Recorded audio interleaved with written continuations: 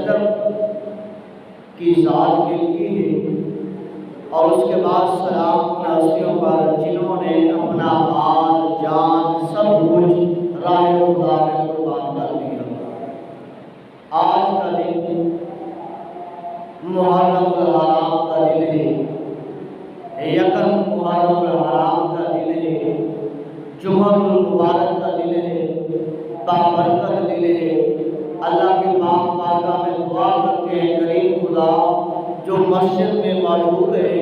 ان کی دلی خواہشات کو پورا فرمائے۔ مجھ سمیت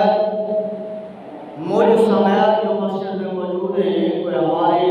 جسمانی طور پر کوئی بیماری ہے یا ہماری روحانی طور پر کوئی بیماری ہے، وہ میں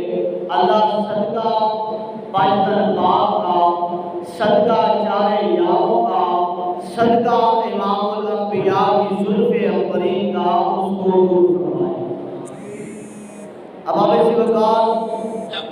یکم محرم الحرام امام الانبیاء محبوب انبیاء حضرت محمد مصطفیٰ آمد مجتبیٰ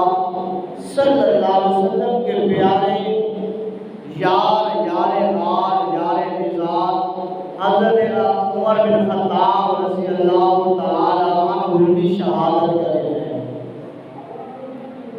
یہ یاد رکھ لیں کہ یہ ابھی جو مہینہ گزرا ہے وہ ذی الحج کا مہینہ ہے۔ ذی الحج کا مہینہ بھی شہادت سے بھرا ہوا ہے۔ اسلامی مہینے کا، اسلامی سال کا جو اختتام ہے ذی الحج کا مہینہ ہے 12واں، وہ بھی سارا کا سارا شہادتوں کے ساتھ بھرا ہوا ہے، اور اسلامی سال کا جو پہلا مہینہ محرم الحرام ہے یہ بھی شہادتوں سے بھرا ہوا ہے۔ تو اس سے پتہ چلتا ہے کہ جب بھی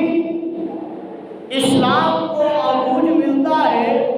تو یہ شہادتوں سے ملتا ہے، جب بھی مسلمان کو وقار ملتا ہے تو شہادتوں سے ملتا ہے، جب بھی مسلمان کو عزت ملتی ہے تو شہادتوں سے ملتی ہے، جب بھی مسلمان